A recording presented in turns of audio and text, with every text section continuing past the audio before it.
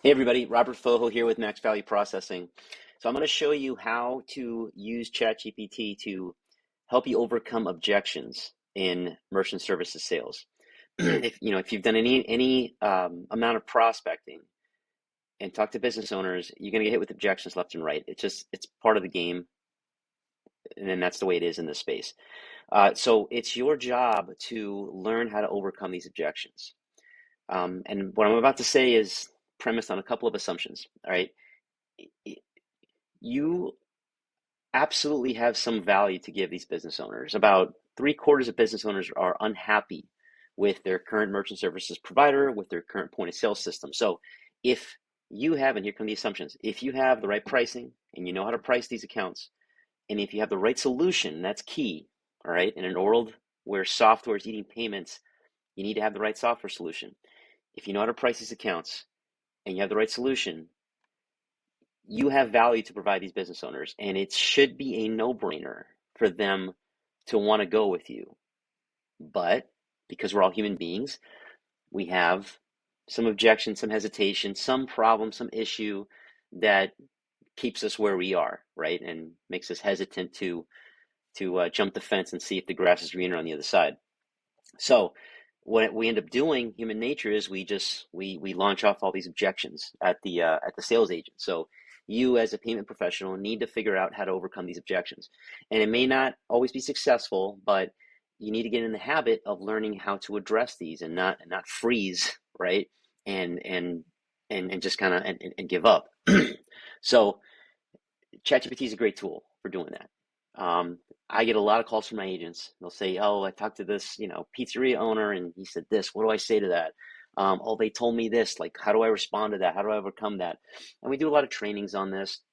But and I'm always happy to have those conversations and help agents overcome these objections. But you have a fantastic tool here that will give you scenarios, give you objections, give you different ways to address and respond to and overcome these objections. So I'm going to show you how to use it. So one of the ways you can use it initially is just take a broad approach, right? So you go into the query, and again, you need to be specific with this tool. It's only the quality of the information it puts out is directly related to the quality of the input that it takes. So be specific. So I'm going to say, all right, so what are the top 5 objections from business owners in merchant services sales? Okay. Let's see what it comes out with.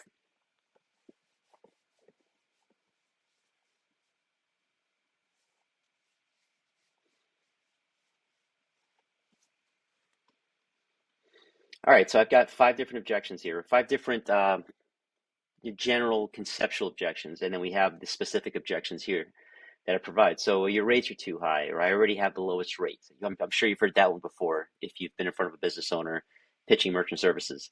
I'm happy with my current processor. I've gotten that one before a lot. I'm happy. um, I've been burned before. I don't trust you guys. I hate your industry. That's a common one. Switching is too complicated. It's too much of a hassle. I don't want to switch. It's too much work for me. Too much of a disruption. That's another common one. And I'm too busy to deal with this. Maybe later. Come back next week. Come back next month. Right. So these are 5 common objections, and there are others. Right. There are others. And here it gives you a general strategy for responding to these. So, for example, let's go with this one. I'm happy with my current processor. The response strategy it gives you is position yourself as a consultant rather than a salesperson. Offer to review their current statements to uncover hidden fees, outdated solutions, or areas where they can save time and money. And that's a general strategy. I'm not a big fan of that. I'd like to usually respond to that objection with a question like, well, what are you happy about? What do you like about them, right? And just I like to get them talking. So this is one way to at least identify what are the potential objections you're going to deal with. Now, how do we respond to some of these? I really want to go in depth and figure out ways and strategies to respond to some of these objections. Well, I'll tell you, let's pick one of these. I'm happy with my current processor. Let's do this. All right, I'm gonna go back into the query. Please identify 5 ways to respond to the objection. I'm happy with my current processor when speaking to a business owner and pitching merchant services. Okay, let's see what it comes up with. Now I'm here. Now I'm using the tool now to drill down into one of these objections, and I'm going to see what. And I'm really going to just develop a comprehensive strategy for responding to that objection. All right, so here's my query, and here's what it comes up with. Here are 5 effective ways to respond to the objection. I'm happy with my current processor. Number 1, offer free statement analysis. Okay, and it gives you a specific response that you can use. I hear that often. It's great that you're satisfied. However, my business owners don't realize there are hidden fees or outdated pricing structures in their current agreement. Would it be okay if I provided a free analysis of your recent processing statement to ensure you're getting the best deal? That's perfectly fine response. Try to offer them some sort of value, right? I mean, you're not going to close these owners in one go. It happens, but it's becoming more rare because of how segmented the sales process is becoming. So, if they are happy, well, I'm sure there's something there that I can find. I'm sure there's an issue there that I can diagnose. So offer them a free analysis. Hey, listen, it's not going to cost you anything. I offer business owners a free analysis. I can walk you through this in a few minutes and show you that there probably are some hidden fees, some junk fees. I see them in all these statements, and I'd be happy to show them to you and at least help you save some money. So that's one way to respond to that. Another way is highlight recent industry changes. That's another idea it gives us. Well, that's great to hear. The payments industry has changed a lot recently with new technology and pricing models like dual pricing. Have you had a chance to explore how these updates would further benefit your business? That's a nice open-ended question, right?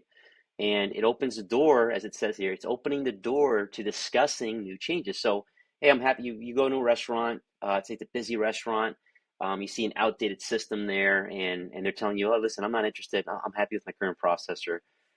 This is a great way now for you to see if they're aware of these new differential pricing models that work really well in restaurants, like dual pricing. You say, that's great. Well, listen, but there are some new developments in the industry that have been fantastic for restaurants. I've used them in other restaurants here locally. Have you heard of dual pricing and how that works? And then the idea is for them to say, what do you mean? What is that? I haven't heard of that. Or they might say, yeah, I have heard of that, but can you I'm afraid it might I might lose customers if I implement it, and now that leads into another objection that you can now overcome. So you've overcome one, and you have another one that perhaps is the true objection. So this is all a way of in addressing and overcoming these objections, you're really just kind of wading through the obstacles to get to the end goal, and that's what these strategies are designed to do. You're just overcoming one, and hopefully you're trying to uncover the true objection. And it gives you some other ideas, some other strategies here. Emphasize superior service, create a low risk opportunity to compare. That's great. If you're happy with them, then then I'll likely confirm you're in a great spot. But would it be worth 10 minutes just to double check? I might uncover opportunities you didn't know existed, right? And it's just a way to buy a little bit more time. Oh, that's great that you're happy. Well, then, and if that's the case, then wouldn't it be worth 5 minutes of your time to sit down with me, and I can at least show you what I have to offer, or at least show you this system real quick and walk you through some pointers. And if anything, I'll confirm that you're happy in a great spot, and I won't bother you anymore.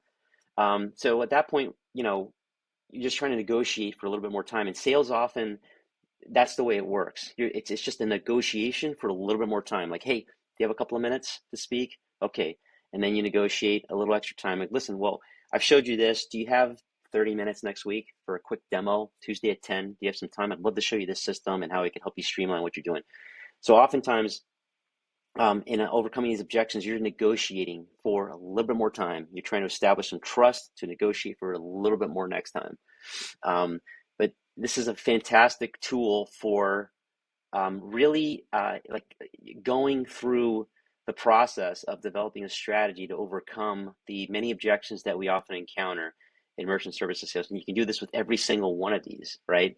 So I can do this with here's my favorite objection.